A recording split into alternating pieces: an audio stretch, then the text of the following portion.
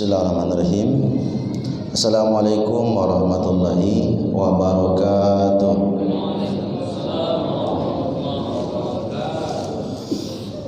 Alhamdulillahillazi ahyana ba'dama amatana wa ilaihin nusur. Asyhadu an la ilaha illallah wahdahu la syarikalah wa asyhadu anna Muhammadan abduhu wa rasuluhu la nabiyya ba'da. Amma ba'du, ma'asyiral muslimin wa muslimat, bapak-bapak, ibu-ibu, jamaah salat maghrib yang saya hormati, yang dimuliakan Allah Subhanahu wa taala. Kembali kita bersyukur kepada Allah Subhanahu wa taala dengan bacaan alhamdulillahi rabbil alamin.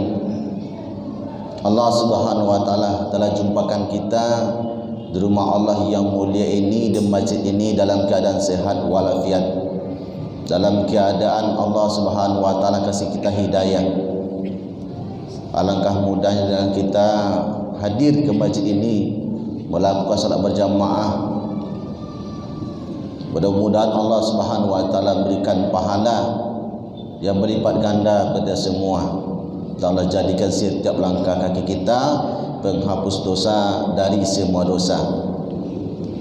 Berselawat kepada besar kita, yakni Nabi Muhammad sallallahu alaihi wasallam, dengan ucapan Allahumma sholli ala Sayyidina Muhammad wa ala ali Sayyidina Muhammad.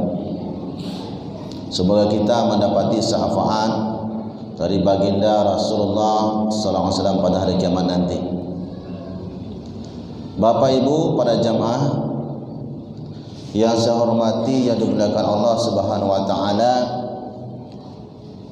salah satu sahabat yang paham tentang fitnah yang akan menimpa umat Islam ini menjelang hari kiamat, yakni Huzaifah bin Al-Yaman radhiyallahu anhu.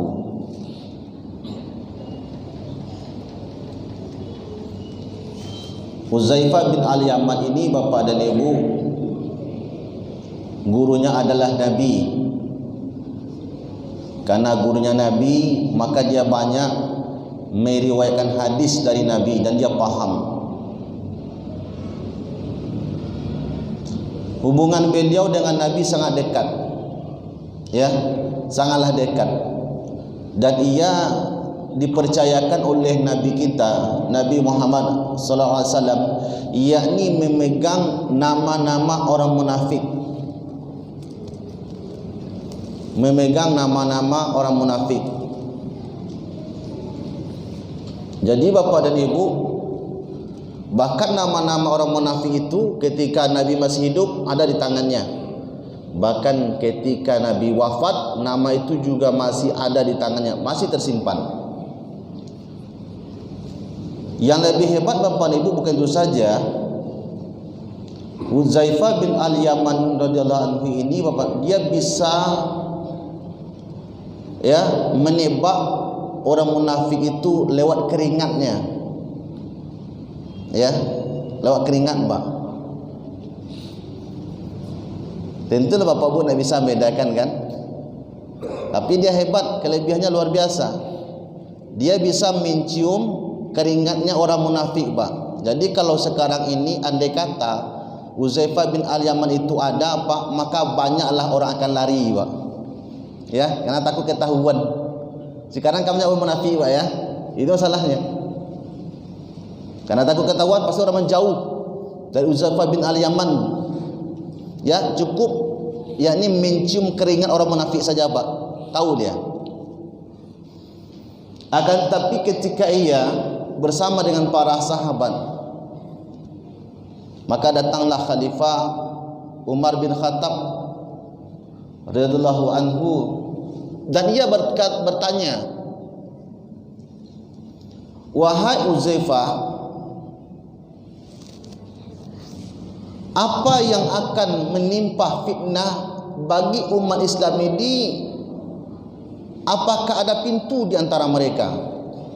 Ingat Bapak Ibu ya, umat Islam ini akan mendapati fitnah, diuji, dicoba, dicaci sampai hari kiamat Pak, bahkan dizalimi. Ya kan? Adakah pintu di antara mereka umat Islam? Maka Uzaifah katakan ada. Jadi Bapak, pintu ya fitnah yang menimpa umat Islam itu ada pintunya. Maka Umar katakan, bagaimana cara mereka itu membuka pintu itu? Maka Uzaifah katakan, cara mereka membuka pintu itu bal yukasar. Apa artinya? Mereka mendobrak. Ya, Bapak Ibu, itu kan pintu. Pintu masjid ini Bapak Ibu, supaya dia selamat, bagus, salah satu cara supaya pintu itu terjaga, sifatnya bisa melindungi, harus pakai kunci Pak ya. Dibuka pakai kunci, maka pintu itu akan sifatnya bisa menutup dan pintu itu bisa melindungi. Tapi kalau pintu itu dobrak Pak, dirusak sifatnya, cara membukanya, maka pintu itu akan hancur Pak ya, dan tidak akan bisa melindungi. Jadi ketika Uzaifah bin Al-Yaman radhiyallahu anhu ya selesai berdialog bersama Khalifah Umar bin Khattab radhiyallahu anhu, maka mereka ini pulang. Umar pulang dan sahabat heran, apa maksudnya ini? Ya, Uzaifah katakan pintu yang mana maksudnya ini? Ya, rupanya Bapak Ibu yang memahami bahasa ini, ya, yang memahami bahasa ungkapan yang dibilang oleh Uzaifah bin Al-Yaman kepada Khalifah Umar, hanya Umar yang paham Mbak, bahwasanya pintu yang didobrak itu adalah dirinya. Ya, pintu yang akan didobrak, ya, yang menimpa katakanlah fitnah umat Islam ketika itu dirinya, dan dia paham.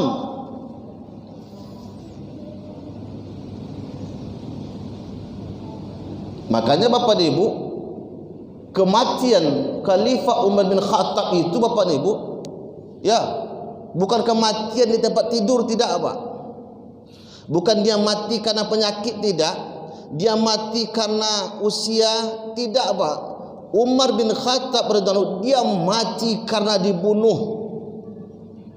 Siapa yang membunuh? Namanya Abdul Al-Mughirah, yang termasyhur, yang terkenal namanya Abu Lu'lu'ah. Ini yang pembunuhnya Pak. Dia membunuh seorang khalifah Umar hanya perkara sepele saja. Apa itu? Hanya masalah pajak Pak. Bayangkan. Nah, ini cara mereka Bapak. Wah, yang menimpa umat Islam itu ya, yang pertama sekali fitnah itu jatuh kepada Khalifah Umar, dia dibunuh.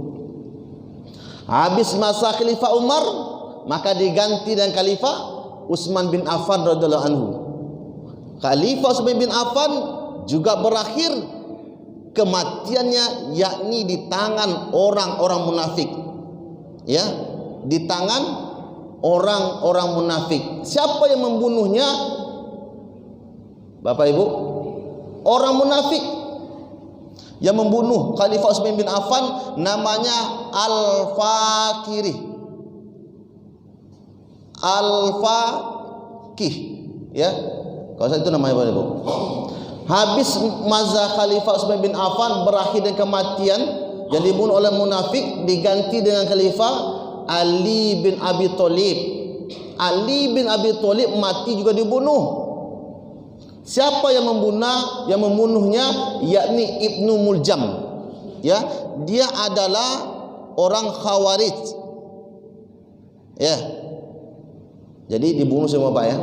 Tidak ada yang mati karena sakit gitu kan. Tidak ada yang mati karena lanjut usia. Tidak ada. Semua khalifah itu dibunuh. Lalu ya, beralih kepada pemerintahan Hasan, anaknya Ali bin Abi Thalib radhiyallahu anhu. Dan Hasan juga berakhir matinya dibunuh. Ya, ketika ia minum, maka diletakkan racun dalam minuman itu Pak. Maka dia minum. Apa yang terjadi? Ya, maka usus daripada hasad itu hancur Pak. Apa racunnya? Namanya sianida Pak. Sianida itu kan untuk memati emas Pak ya.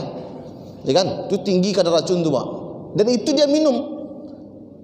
Sehingga ketika ia muntah keluarlah usus itu Pak. Bayangkan itu.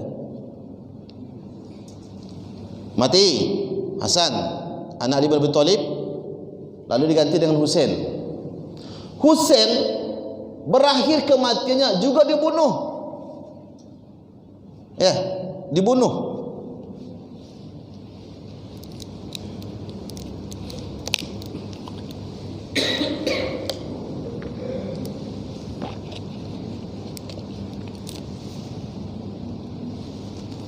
Pada tahun 61 Hijriah. Ya, pada tanggal 8, 9, 10 pada bulan Muharram dia dikejar Pak. Ya, dikejar oleh musuh. Lalu ia lari di Karbala. Jadi Bapak Ibu, kematian Husain anak Ali bin Abi Thalib itu mati di Karbala. Karbala itu berasal kata karbun dan balaun. Apa artinya? Malapetaka. Ya. Jadi Bapak Ibu, sekarang ini Karbala itu adalah kiblatnya orang-orang Syiah. Ya, jadi orang Syiah berkiblat ke Karbala. Kalau orang Islam berkiblat ke Ka'bah, ya kan? Bapak Ibu yang saya hormati, yang dimuliakan Allah Subhanahu wa taala, maka ya Husain dia dikejar oleh musuhnya, lari kepada tempat yang kering, tidak ada air sama sekali. Selama 3 hari mereka penuh kelaparan dan penuh kehausan. Ya. Jadi Bapak Ibu, ketika ada salah seorang hendak memberikan air minum ya kepada Husain, lalu yang membuka mulutnya, maka melayanglah sebuah anak panah yang menembati mulutnya, pas di mulutnya masuk Pak. Anak panah tu ya langsung melayang, dan orang yang memberikan minum tadi mati. Ya, maka dicabut Pak anak panah tadi di mulutnya. Kemudian Bapak Ibu yang berusaha mencari air, yakni pergi ke tepi pinggiran sungai. Nyampe di situ melayang lagi anak panah, yakni mengenai daripada lehernya, tembus ke rahangnya Pak. Ya kan? Maka dicabut kembali. Ketika dia dalam keadaan bersimbah darah Pak, dalam keadaan sekarat, dalam riwayat mengatakan, maka datanglah seorang laki-laki namanya Sinan bin Anas. Dia datang ke sana, Al-Maki namanya. Lalu ia mengambil tombak. Tombak tu pendek ukuran Pak, ya kan? Tangkainya pendek.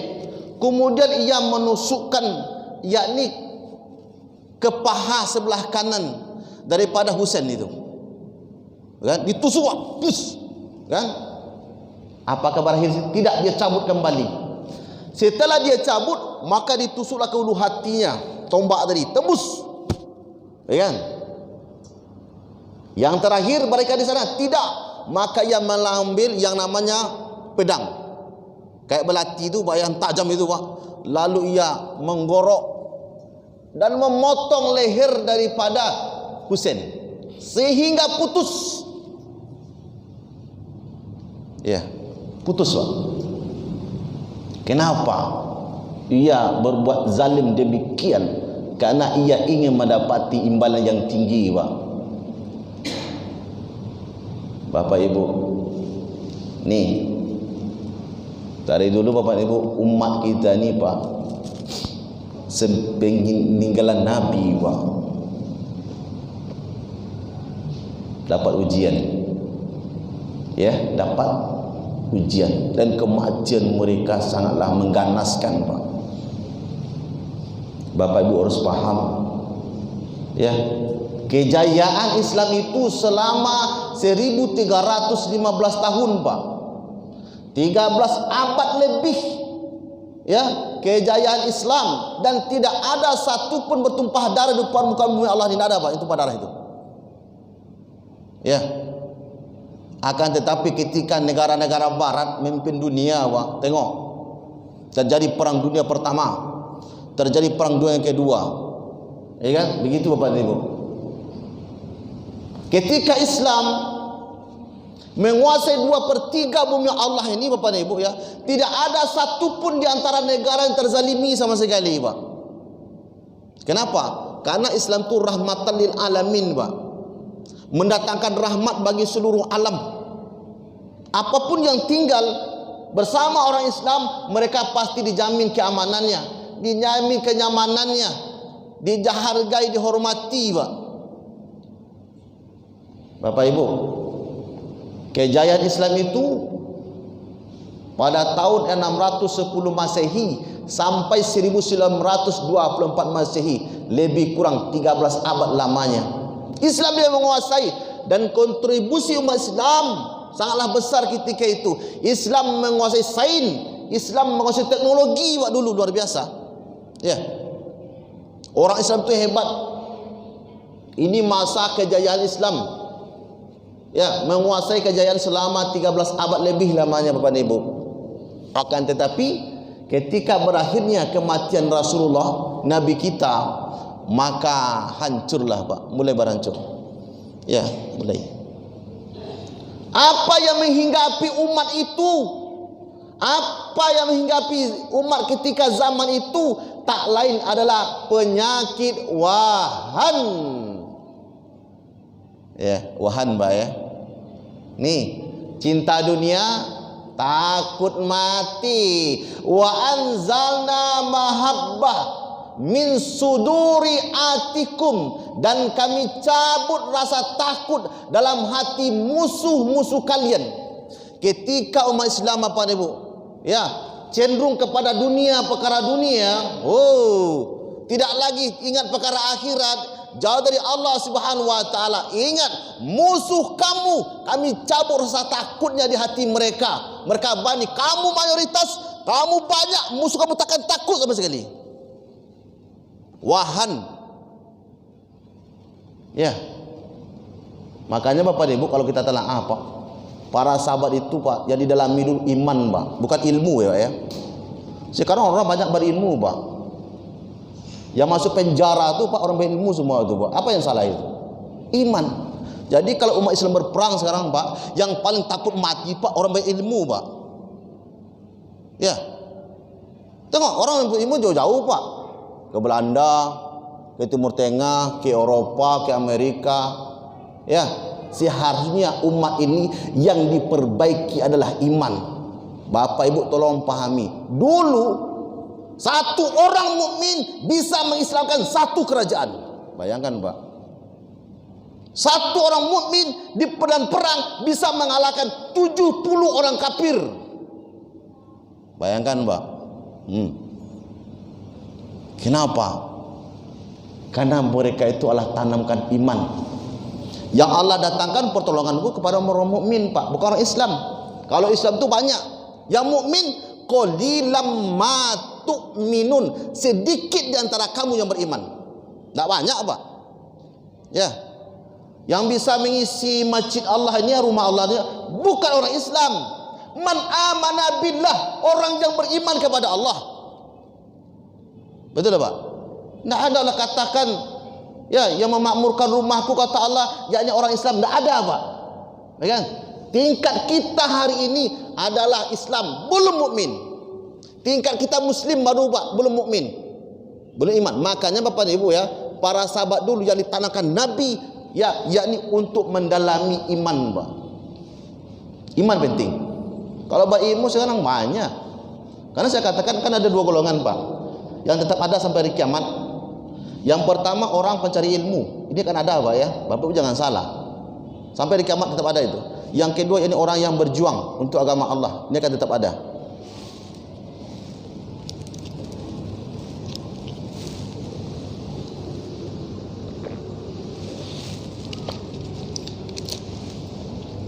Bapak Ibu, para orang tua saya yang saya hormati, dimuliakan Allah Subhanahu wa taala, ketika umat Islam terjangkiti oleh penyakit wahan, cinta perkara dunia, takut mati, maka ini peluang bagi orang-orang kafir, peluang bagi musuh-musuh Islam.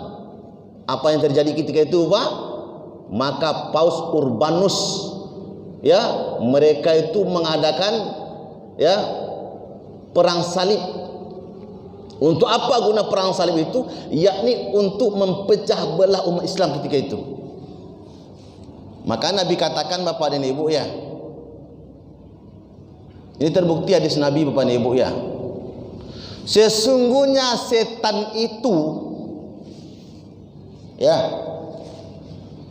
akan selalu merusak diri kalian. Setan itu takkan pernah senang sama kalian sama sekali, ya, yakni seperti serigala yang hendak memangsa domba alias biri-biri. Ketika biri-biri itu berkumpul berjamaah, jumlahnya banyak, maka serigala tadi dia takut, Pak. Tidak berani, ya. Ketika biri-biri tadi, Bapak Ibu, jumlah mereka berjamaah, berkelompok besar, maka serigala tadi tidak berani. Maka muncul di pikiran serigala itu punya strategi, Pak. Bagaimana caranya? Dia naik ke tempat yang tinggi, ya, lalu ia mengaung, ngaung, salah. Ketika Bapak dan Ibu ngaung serigala ini terdengar oleh sekelompok biri-biri yang banyak tadi, maka biri-biri itu panik, Pak. Ya kan? Cuma ngaung doang, Pak. Ya kan? Orang Amerika ngaung sama orang Indonesia dia bertakut mati. Ya. Orang Israel, ya, ngaung sama orang, ya, Indonesia, mereka takut. Israel jumlahnya cuma 5 juta penduduk lebih kurang. Sekeliling itu negara Israel itu 300 juta muslim, Pak. Masa kalah? Tuh, ya kan? Itu strategi serigala tadi, Pak. Naik ke atas puncak yang tinggi, lalu yang mengaung, maka jumlah biri-biri yang berjamaah tadi, kelompoknya sangat banyak, dia panik, Pak. Maka terpecah. Ada yang ke barat, lari itu. Kelompok kecil, ada yang ke timur, utara, selatan, bubar, ya kan?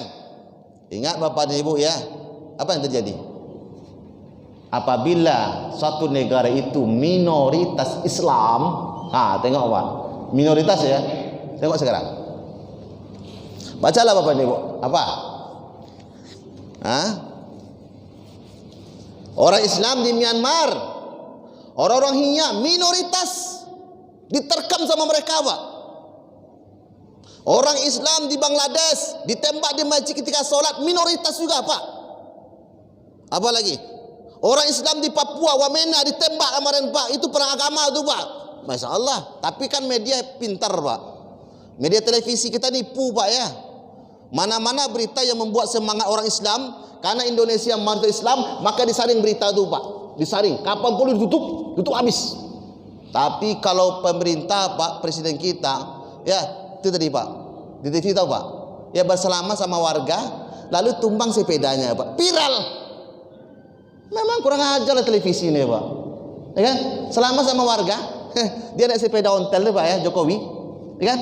Selaman, masuk TV, viral, Pak. Umat Islam dibantai di Wamena, nggak ada, viral, hilang, lenyap, tutup kasus.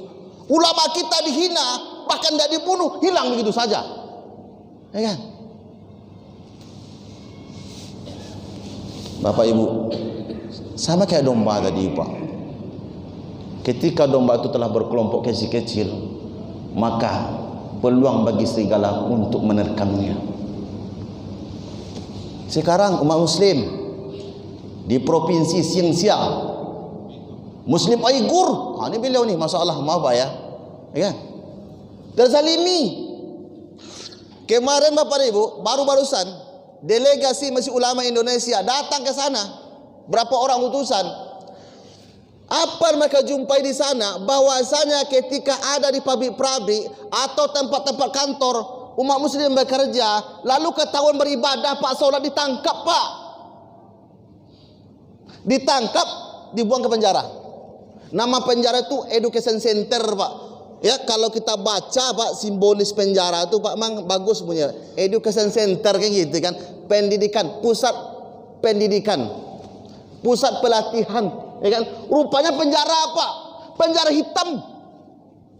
Ya kan? Di sana para umat muslim, laki-laki dan perempuan dimuat satu ruangan, jumlah mereka 40 orang. Ya. Disiksa, Pak, dibunuh. Hilang begitu saja, mereka tidak pernah dipulangkan keluarga mereka lagi, Pak. Hilang. Ya. Mau cakap apa? Mau cakap apa ya? Ya. Pada tanggal 5 November, Pak, tahun 2017, bersaksilah seorang wanita yang berasal dari Kazakhstan. Ya, dia masuk penjara. Dia berbisnis selama 22 tahun, ya, dari Kazakhstan ke Cina. Ya, provinsi Xinjiang. Ya. Maka dia ditahan oleh pemerintahan Cina lantaran dia tidak memiliki KTP Cina. Dia katakan, saya berbisnis 22 tahun namanya, saya hanya punya paspor dari Kazakhstan karena saya orang Kazakhstan. Maka perempuan wanita muslim dikatakan dia seorang teroris. Ditangkap, dibawa ke penjara. Masya Allah, satu ruangan itu kami jumlahnya 40 orang. Ya, 40 orang. Semua itu adalah wanita muslim, umur mereka 14 tahun sampai 40 tahun. Yang pertama, ya, dalam penjara itu kami hanya menghadap satu tempat saja. Di belakang kami ada kamera dan di situ ada televisi. Ya, kami menghadap ke sana dan di bawah televisi itu adalah tempat pembuangan hajat dan tidak ada pembatas sama sekali. Jadi siapapun yang buang hajat maka kenampak semua jelas dia. Ya kan? Itu yang pertama. Yang kedua, setiap wanita di penjara itu, Bapak mau cakap apa ya? Itu dilucuti semua pakaiannya minimal sekali seminggu. Ya, dicuruti semua pakaian dan diperkosa. Apabila ada wanita itu hamil, maka dia dipisahkan antara anak dengan ibunya dan tanpa mencicipi setetes pun ASI daripada ibunya, Pak. Ya kan? 1 kali 17 jam kami dalam penjara itu, ya, disuruh diam, tidak boleh bergerak ke kiri dan ke kanan. Adapun di antara kami yang melanggar aturan itu, maka dia akan dipindahkan ke penjara yang gelap, tidak ada cahaya di dalam itu sama sekali. Ya. Lalu kami bertanya kepada seluruh wanita muslim itu, apa yang membuat kalian masuk ke dalam ini? Rata-rata semua mengatakan yang pertama, karena ada Al-Quran di rumah kami. Itu, Pak. Karena ada Al-Quran di rumah kami. Yang kedua, karena ada praktek ibadah di rumah kami. Yang ketiga, karena rumah kami lebih daripada satu pisau. Tidak boleh, cukup satu aja. Apa jadi, Bapak Ibu? Maka setiap wanita muslim penjara itu disiksa, diikat tangannya, diikat kakinya, lalu ditindih dengan batu beratnya 5 kg selama 24 jam. Kami makan roti hanya 1 potong tiap hari. Makan roti 1 potong tiap hari, Pak. Ya kan? Jadi kami tidak boleh mencuci wajah dengan air. Kami tidak boleh membasahi rambut kami dengan air. Kalau kami melakukan itu, kami dipanggil sama mereka. Kamu berwudu ya? Kamu berwudu ya? Maka dia akan disiksa. Sehingga wanita-wanita dalam penjara itu, rambut mereka penuh dengan kutu, Pak. Bayangkan. Kalau Turkistan Timur mengatakan, sesungguhnya di antara kami telah jutaan orang yang dipenjara dan ribuan orang pula kami yang diusir dari tanah kelahiran kami. Kenapa orang Cina, pemerintahan Cina tidak senang dengan orang muslim di Xinjiang itu? Jumlah mereka itu 22 juta, tapi mayoritas Islam karena mereka adalah keturunan Turkistan. Ya. Tidak lain, Bapak Ibu, adalah perkara agama. Ya kan? Sekelompok kecil serigala tadi terkambak. Tuh. Ingat Bapak dan Ibu ya, makanya kita yang banyak ini Pak, begitu banyak Pak, laksana mereka tuh memakan bubur yang panas. Bapak Ibu kalau makan bubur yang panas kayak mana bentuknya Pak? Langsung dituang gitu ke mulut, jangan Pak, melapuh lidah nanti Pak ya. Mulai pinggiran-pinggiran dulu Pak ya, yang terkecil dulu ya, lambat-lambat sampai ke tengah, habis bubur tadi ya. Orang kafir untuk menghancurkan umat Islam mulai dari yang terkecil dulu Pak ya. Kalau melihat Indonesia ini yang mayoritas tidak dihancurkan susah, dia banyak 212 muncul, oh Masya Allah, lindungi istana, selesai perkara, jumlahnya banyak ya. Lalu bagaimana caranya orang barat berpikir hari ini Islam itu laksana sebuah pohon besar Pak ya, pohon yang besar, pohon yang rindang, batangnya besar, cuman sayang di tangan mereka hanya ada mata kampak. Yang ada cuma mata kampak. Kalau Bapak Ibu dia memegang mata kampak lalu menumbangkan pohon besar, bukan pohon yang tumbang Pak, tangannya hancur itu. Betul Pak? Pasti. Maka dia punya strategis. Apa strategisnya? Ini pohon ada rantingnya kok, ya kan? Ada rantingnya. Diambil satu ranting, dicocokkan sebagai tangkai kampak tadi Pak. Ketika jadi, yang jadi pertanyaan saya, tumbang itu pohon Pak? Tumbang, ya kan? Sebesar apapun pohon tadi Pak, kalau kampak tadi dapat tangkai Pak, cocok dia Pak, tumbang pohon tadi Pak. Ya, sebanyak apapun Islam di dunia ini, semaya ratus apapun Islam, kalau ada yang bisa dipengaruhi, dicuci otaknya Pak, muncul sifatnya nasionalis. Dulu dia berkata, mengucapkan selamat Natal haram. Sekarang orang yang sama, tidak beda itu juga orang Pak. Apa dikatakan Pak kemarin? Coba.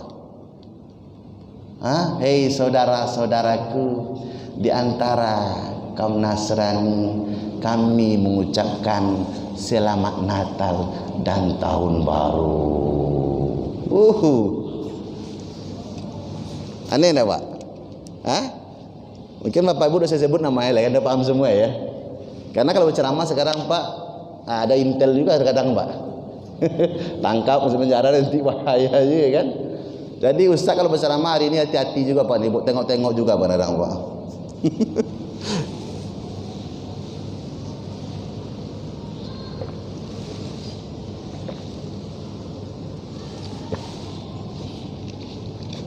Lan tardo ankal yahudu walan nasara hatta tatabi'a millatahum.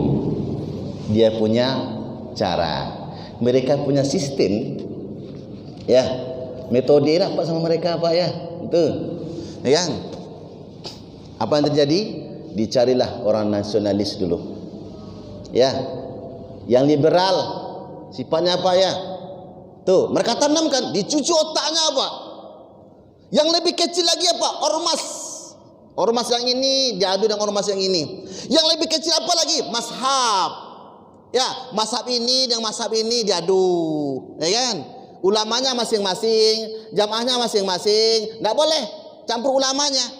Jadi ketika kami pertemuan di Masjid Agung An-Nur bersama MUI kemarin, apa kami tanyakan bagaimana ya Majelis Ulama Pekanbaru ini Semua masjid itu kan Allah katakan masjid Allah, kan masjid Allah.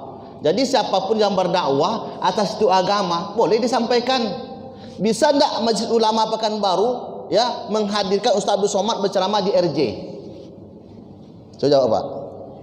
Bisa enggak Bu? Bisa enggak Ustaz Abdul Somad berceramah di Abu Darda Pak? Tuh. Mudah bagi mereka Pak, orang-orang barat sekarang Pak ya, hendak menghancurkan umat Islam ini ya, berawal perkara yang besar sampai perkara yang kecil diadu Pak, mulai muncul, ya kan?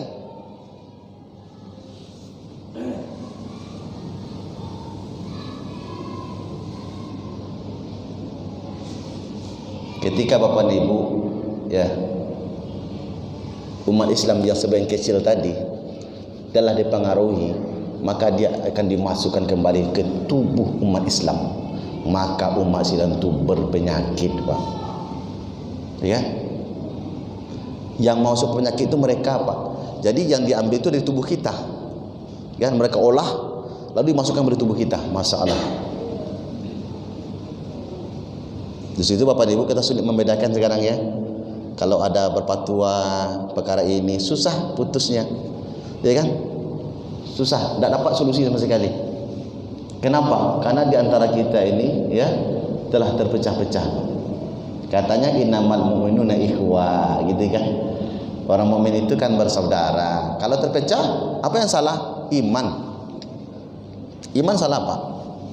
Kalau kita mencontoh Bapak dan Ibu, ya, dua golongan yang ada zaman Nabi itu kaum Ansar dan Muhajirin, Pak. Ya, ketika mereka belum masuk Islam, itu rentan berperang, Pak. Suku Aus, suku Khazraj itu, Pak, itu masalah sepele saja bisa membunuh. Akan tetapi ketika Mus'ab bin Umair mengajak kedua kepala suku tadi, Pak, masuk Islam, tengok mereka tuh satu, Pak, laksana satu ibu, laksana satu ayah, Pak. Seharusnya orang Islam seperti itu, Pak, ya. Seharusnya, Pak, seperti laksana satu ayah dan laksana satu ibu. Tentu Bapak Ibu kalau ada saudara kita yang sekandung dizalimi sama orang, pasti kita marah, Pak. Itu pasti. Ya. Fasdiu baina akhawaikum. Ketika ada di antara umat muslim berselisih, satu golongan, dua golongan, yang ketiga golongan sifatnya tukang terapi, Pak. Terapi itu biar aman, damai, gitu dia muslim. Tapi hari ini kan tidak dikompor-kompori, Pak. Dipanas-panaskan, ya kan? Agar apa? Supaya umat Islam ini terpecah belah. Ya, jadi Bapak Ibu tanpa kita sadari hari ini, ya, maka berawallah dari kita terlebih dahulu. Ya kan? Kita hilangkan semua. Silakan mazhab kita berbeda, tidak ada masalah. Silakan kita menyanjung ulama kita masing-masing, tapi ketika pada kalimat asyhadu an la ilaha illallah wa asyhadu anna muhammadar rasulullah, yang lebih besar kalimat tauhid la ilaha illallah, maka katakan itu adalah saudaraku. Kalau saudara apa? Jangan ada di antara musuh yang menyakitinya, tidak boleh. Ya kan? Karena saudara, jangan dibiarkan. Kalau ada yang berkelahi di antara saudara kita, tolong damaikan. Kata apa saudara? Kan gitu, Pak, ya. Ini yang tidak muncul, Bapak dan Ibu. Ini yang sulit muncul hari ini. Maka mulai berawal pada kita hari ini, Bapak dan Ibu, ya, andai kata umat Islam ini satu, Pak, ya, satu kiblat, satu Tuhan, ya, satu kenabiannya Rasulullah yang kita saksikan, kita bersaksi kepadanya. Apalagi Bapak dan Ibu, satu sifat segala-galanya, ya, ya. Umat Islam itu kuat, Pak, mayoritas. Tapi hari ini umat Islam itu laksana, ya, ombak yang menerti batu, Pak. Batu ditimpa tiap hari 24 jam sama ombak. Sekeras apapun batu, Pak, dia akan terkikis. Sekeras apapun batu, dia akan berlobang. Ya, umat Islam itu kuat, Pak. Laksana bendungan. Berapapun air yang besar, Pak, kalau bendungan kokoh, insya Allah aman. Aman, Pak. Akan tetapi karena masa ke masa bendungan itu sekarang dah mulai rapuh, Pak. Ya, terkikis oleh air. Berlubang sedikit dulu, sebesar ini, Pak, ya. Bendungan tadi, Pak. Bapak Ibu jangan sepelekan. Setahun 2 tahun maka nanti lubang itu akan menjadi besar. Kenapa? Karena sifat air itu mengikis, Pak. Lamban laut muncul lagi lubang yang satu lagi, Pak. Ketika Bapak dan Ibu, ya, telah banyak lubang pada bendungan itu, maka hilanglah kekuatannya. Satu saat bendungan ini ketika roboh, maka dia akan meluluh lantakkan apa yang ada, Pak. Itu Bapak dan Ibu, ya kan? Maka Bapak dan Ibu, ketika ada celah-celah di antara kita, ada keretakan di antara kita, maka hendaklah kita saling menutupi kembali, ya kan?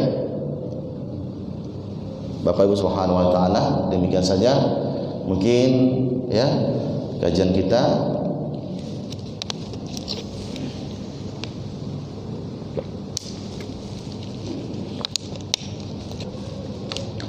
Karena dalam satu hadis, Bapak dan Ibu, Nabi katakan, Ya, sungguh kalian itu akan mengikuti kebiasaan mereka. Ya, kebiasaan, apapun bentuk kebiasaan mereka itu, kamu akan ikuti, kata Nabi. Bagaimana caranya? Shibran bisibrin, sejengkal demi sejengkal, kamu ikuti dulu. Apalagi waziro'an biziro'in, sehasta demi sehasta, kamu ikuti. Ya, andai kata mereka masuk ke dalam lubang dak, lubang buaya, lubang biawak, niscaya kamu akan mengikutinya. Qulna ya Rasulullah, al-yahudu wan nasara. Kami bertanya, wahai Rasulullah, apakah mereka itu yang Yahudi, orang Nasrani? Qala faman, kata Nabi, benar, mereka adalah orang Yahudi, orang Nasrani. Ini Bapak Ibu, hati-hati Pak ya. Jadi Bapak Ibu, itu trik mereka, ya kan? Makanya man tasabbahu biqaumin, ya kan, fahuwa minhum. Maka barang yang tasabuh, menyerupai. Ya, sekarang Bapak Ibu ya, apa yang kita serupai bagi mereka? Penampilan, gaya. Andai kata berperang sekarang Bapak Ibu umat Islam sama orang kafir, sulit tak kita menentukan Pak? Dari mana? Dari cara berpakaian. Cek Pak saya. Ya, kalau kena perang Pak ya, dulu beda. Kalau para sahabat itu jelas Muslim Pak. Dari pakaian mereka tahu, oh ini teman, oh ini musuh, jelas Pak. Kalau sekarang sulit bedakan Pak. Karena dah serupa, ya kan? Data sabu semuanya, dah sama. Ya, nak beda Pak. Itu saya katakan, andai kata orang Islam itu berperang sama orang kafir, kita tidak tahu lagi mana musuh, mana teman Pak ya. Udah mirip pakaian semua Pak. Berapa lagi? Itu mata sabuh, ya kan? Nyerupai. Tapi Bapak Ibu kan tak mudah, punya strategis lagi Pak, ya kan? Diansur-ansur, pahamkan itu, ya kan? Ini malam ini insyaAllah nih memperingati tahun baru. Oh, jangan kita tergiur Pak dengan perkara-perkara itu, berhuru-hara, yang melepaskan anak dari rumah. Tidak usah Pak, itu tasabur nanti itu Pak, menyerupai mereka. Lalu diberikan ya katakanlah trompet untuk anak kita. Sebenarnya yang membuat anak kita itu mengikuti kebiasaan mereka itu tasabur sifatnya adalah orang tua mereka sendiri. Tak sadar Pak, nak apa-apa nak, kan 20.000 cuman. Oh, bukan masalah harga Pak, ya kan? Ini masalah akidah, itu masalahnya. Ya, Bapak Ibu, orang Yahudi menyambut tahun baru itu dengan cara yakni meniup trompet. Orang Nasrani menyambut tahun baru itu yakni dengan cara mercon. Mereka punya trik segala-galanya Bapak Ibu. Ya kan? Ini yang dikatakan hatta tatabi'a millah mereka, cara mereka. Justru itu Bapak orang Islam harus pintar. Ya, harus pandai memilah Pak ya. Pilah-pilah Pak, mana agama, mana toleransi. Jangan disamakan juga. Kalau dicampur nanti akidah dengan toleransi, hancurlah Pak iman kita nanti. Demikian saja. Subhanallah wa bihamdika, asyhadu an la ilaha illa anta, astaghfiruka wa atubu ilaik. Assalamualaikum warahmatullahi wabarakatuh.